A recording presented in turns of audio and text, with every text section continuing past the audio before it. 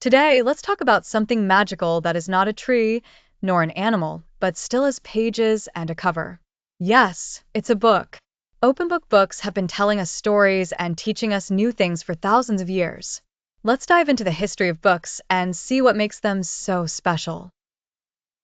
Long ago, before books existed, people used to tell stories by speaking.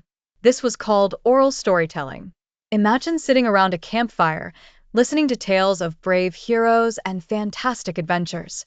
But as you can guess, stories could be forgotten or changed when passed from person to person.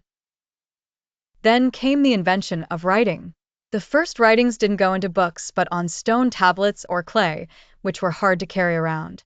Thousands of years ago, in a place called Mesopotamia, modern-day Iraq, people started writing on tablets.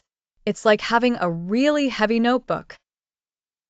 Later, the Egyptians created something called papyrus, a kind of paper made from a plant that grew along the Nile River. They wrote on scrolls made of papyrus, which were much easier to handle. Imagine a long piece of paper you can roll up. That's a scroll.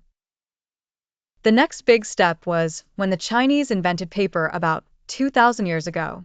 This paper was lighter and easier to make than papyrus.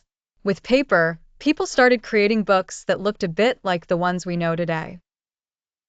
But books really became popular in Europe during the Middle Ages when monks would copy texts by hand, writing each letter carefully. It took a long time to make just one book. Everything changed with a man named Johannes Gutenberg, who invented the printing press in the 15th century. This machine could print many copies of a book quickly, so more people could have access to books and learn new things. Today, we have books on paper just like in the past, but we also have ebooks that we can read on tablets or computers.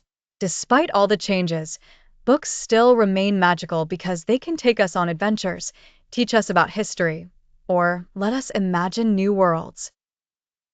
So, the next time you open a book, think about how special it is and how far it has traveled through history to reach you. And remember, every book has its own story to tell. Books.